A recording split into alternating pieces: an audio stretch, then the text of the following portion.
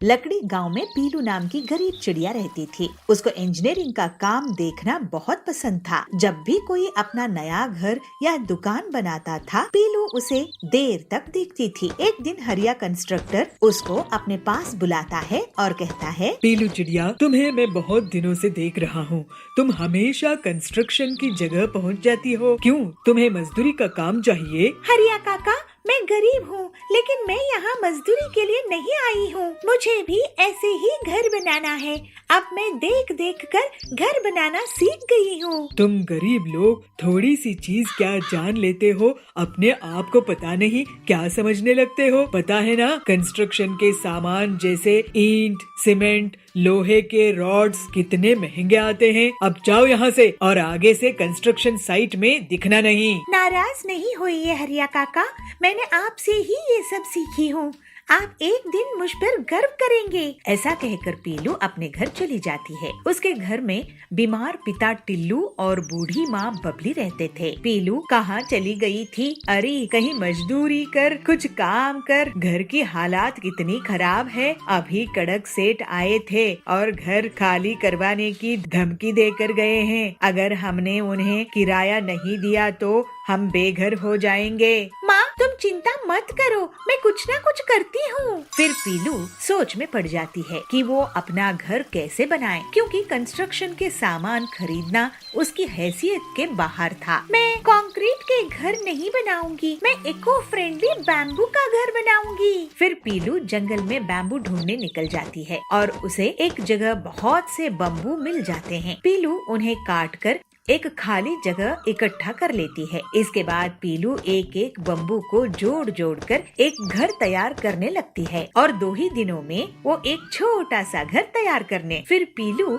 उस घर को हरिया काका को दिखाती है। हरिया काका, कैसा लगा आपको मेरा ये बम्बू का घर? पीलू, तुम तो बहुत ही तेज दिमाग की हो, लेकिन ये तुम घर बेचोगी किसको? काका, ये घर मैं अपने माता पिता के लिए बनाई हूँ। हमारे पास किराया देने के लिए पैसा नहीं है, हमें अपना किराए का घर खाली करना पड़ेगा। मैं तुम्हारा ये बम्बू का घर बिकवा दूंगा। तुम ऐसे ही और भी घर बनाओ, इससे तुम उधार खत्म कर सकोगी।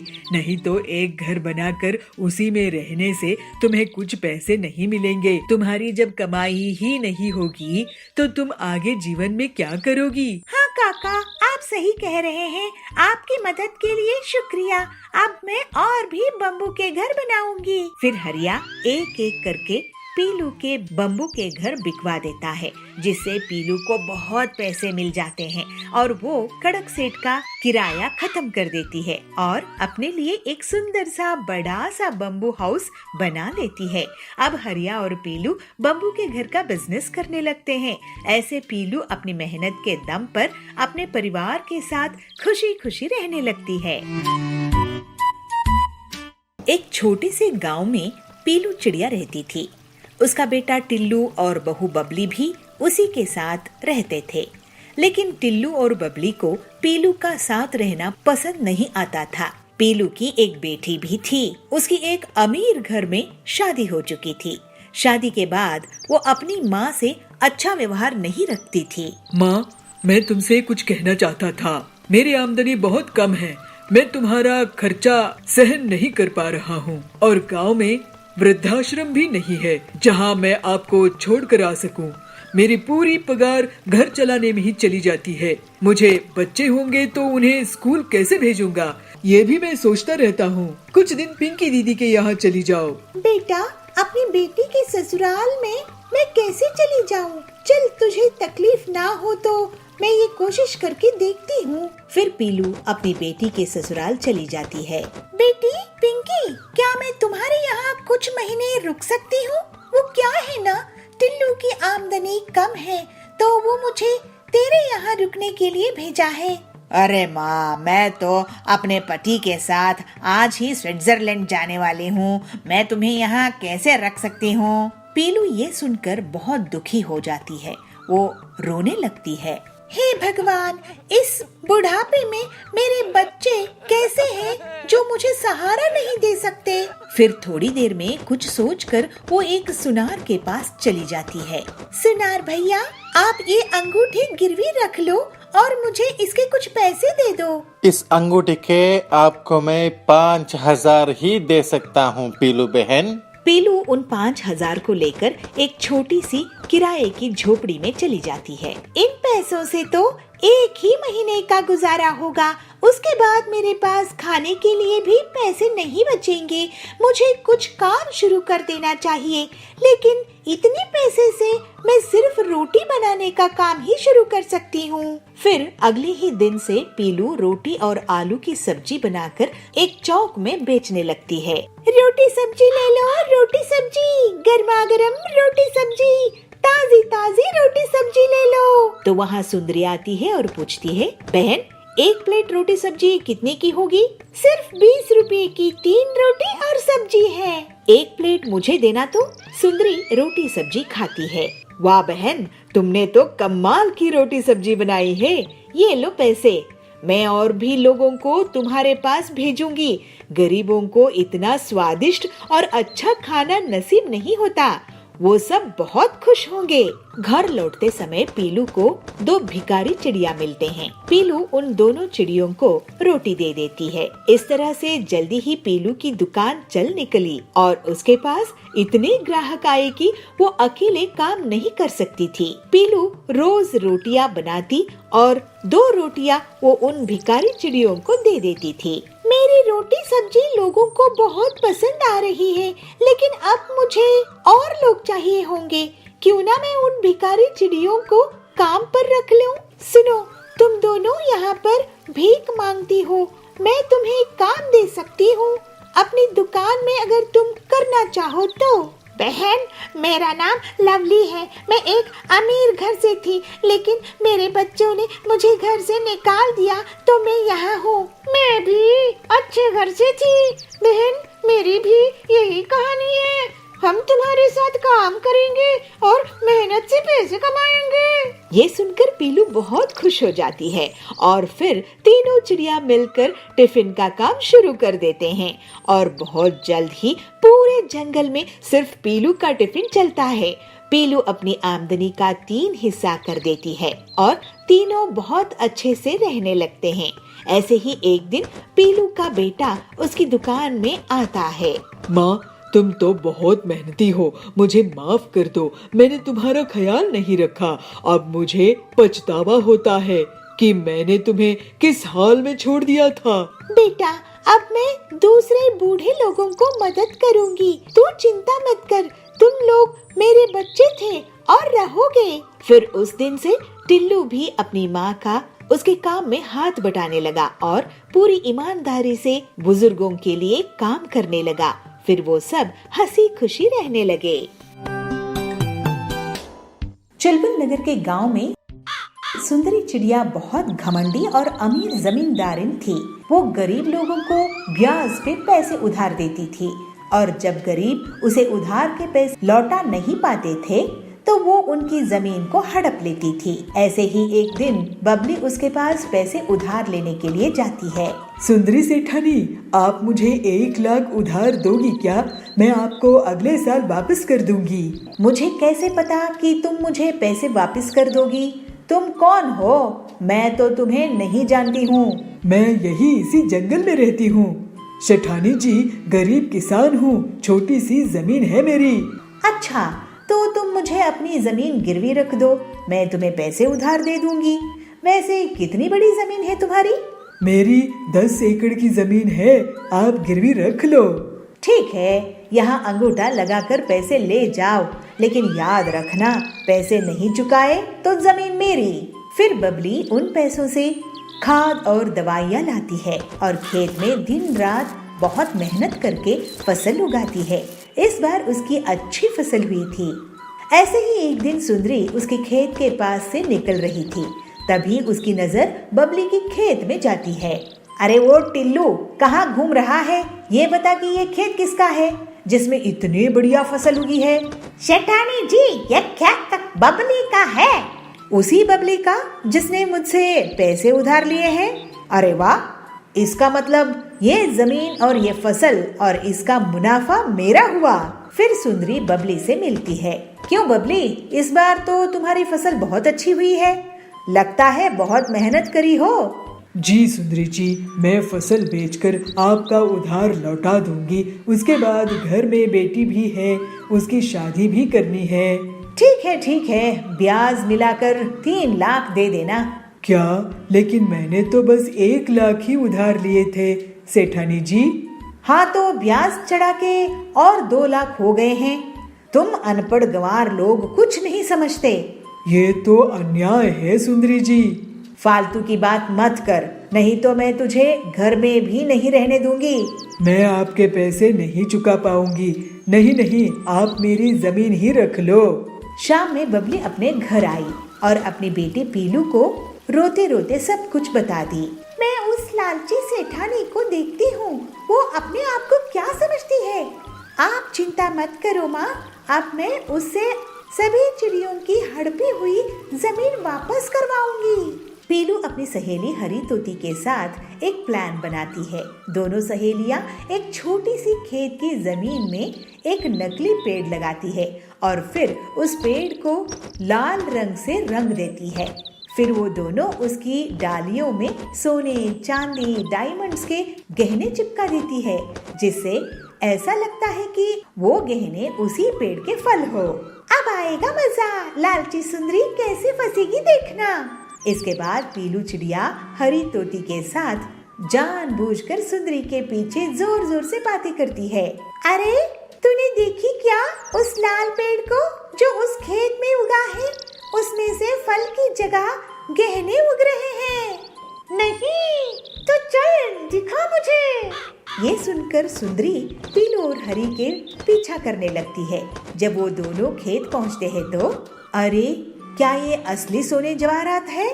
सेठानी जी आप कब आ गई यहाँ? खैर हमने तो हीरे जवाहरात कभी नहीं देखे हैं, आप खुद ही देख लो कि सोना चांदी हीरा असली है कि नहीं। वैसे सेठानी जी आपको बता दूं कि कल बहुत बड़े जमींदार आ रहे हैं जो इस जमीन को खरीद लेंगे, इसके साथ ये पेड़ भी। ऐसा क्या? तो एक बार मुझे इसके गहने दिखाओ। फिर पीलू और हरी तोती गहने दिखाते हैं। अरे ये तो सही में हीरे हैं, हीरे।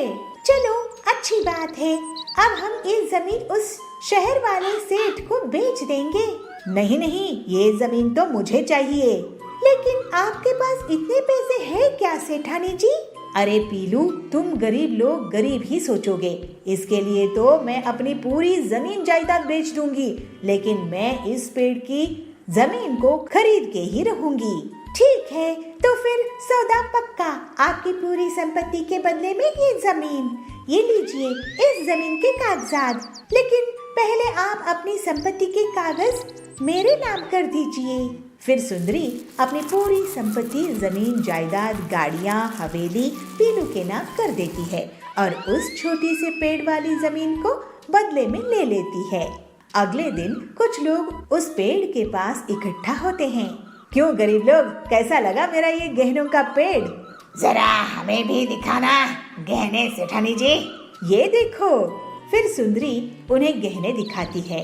तभी टिल्लू के बगल में खड़े हुए पक्षी के हाथ से उस हार में पानी गिर जाता है और उसका सुनहरा रंग मिट जाता है। अरे ये क्या, पीलू मुझे लूट ली, बर्बाद कर दी। ये तो नकली लोहे की चेन है जिस पर सोने का नकली रंग लगा हुआ था। इस तरह से सुंदरी को उसकी धोखाधड़ी की सजा मिल जाती है और पीलू की मदद से बबली और बाकी जंगल के पक्षियों को उनकी लूटी हुई जमीन वापस मिल जाती है। फिर सब खुशी खुशी रहने लगते हैं। तुम गरीब लोगों की सेवा के लिए दुकान नहीं खोली है मैंने। मैं तुम्हारी दुकान चलने नहीं दूंगी। मैं तुम्हारी दुकान बंद करवा के ही रहूंगी। जबलपुर गांव के जंगल में बबली कौवी एक ठेले में गन्ने का जूस बेचा करती थी। उसकी दुकान बहुत अच्छे से चलती थी और गर्मी में तो ग्राहकों की हमेशा से भीड़ लगी रहती थी। बबली सबसे बहुत अच्छे से बात करती थी। ऐसे ही बहुत समय तक काम करते हुए उसने बहुत पैसे कमाए और फिर कालू कौवे से शादी कर ली। अपनी सफलता के कारण उसको बहुत घमंड हो गया था और वो गरीब ग्राहकों से बदतमीजी से बात करती थी। बबली दीदी, मुझे 2 ग्लास ताज़ा गन्ने का जूस देना। मैं आपको पैसा कल दे दूंगा। अगर कल पैसे देने हैं तो कल ही जूस पीना। तुम गरीब लोगों की सेवा के लिए दुकान नहीं खोली है मैंने। अरे बबली दीदी, आप ऐसे कैसे बात कर रही है? मैं तो आपका रेगुलर ग्राहक हूँ। देखो बंटी भैया, पैसे रखो और जूस पियो। और हाँ, आज से गर्मी शुरू हो रही है ना, आज से 20 रुपया ग्लास नहीं बल्कि 40 रुपया ग्लास गन्ने का जूस मिलेगा। इस तरह से बबली बहुत घमंड हो चुकी थी। गरीब ग्राहकों से पैसे रखवाती थी, फिर गन्ने का जूस देती थी। कोई गन्ने का जूस नहीं बेचा था जिसकी बबली फायदा उठा रही थी। लेकिन अगले ही दिन बबली की दुकान के सामने पीलू चिड़िया अपना गन्ने का जूस का ठेला खोलती है। उसकी दुकान चलती देखकर बबली उसे जलने लगती है। पीलू चिड़िया, तुम मेरे ठेले के सामने गन्ने का जूस क्यों बेच रही हो? मैं तुम्हारी दुकान चलने नहीं दूंगी।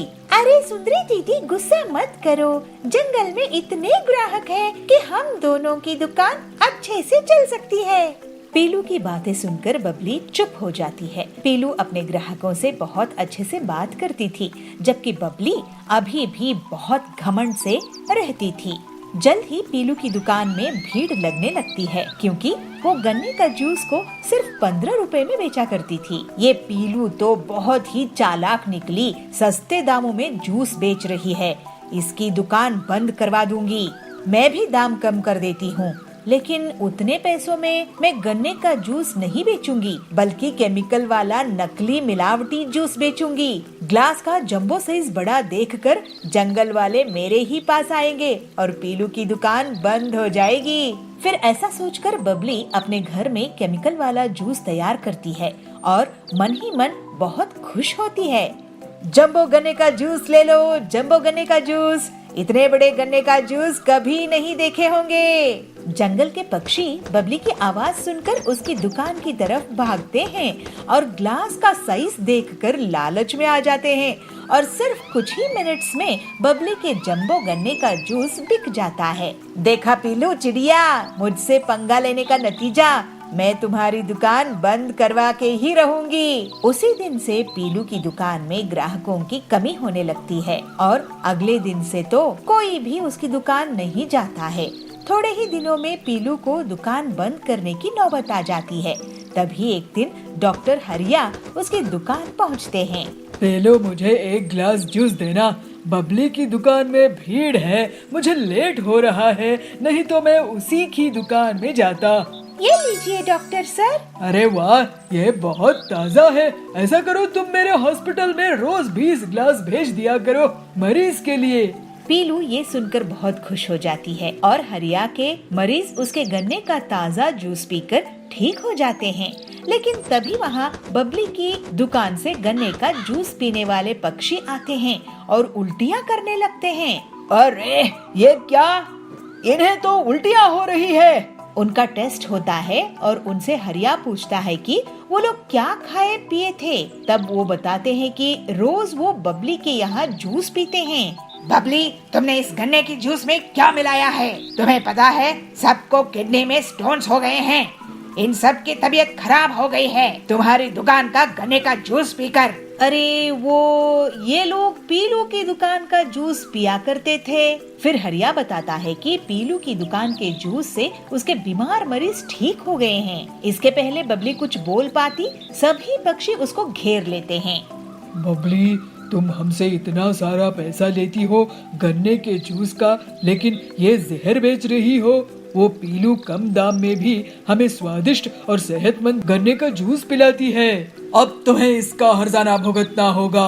ऐसा कहकर सभी पक्षी बबली को पुलिस के हवाले कर देते हैं। पीलू पूरी ईमानदारी के साथ स्वादिष्ट गन्ने का जूस बेचना जारी रखती है और जंगल वाले उसकी बहुत तारीफ करते हैं। अब जंगल में बस उसी की गन्ने का जूस का दुकान थी।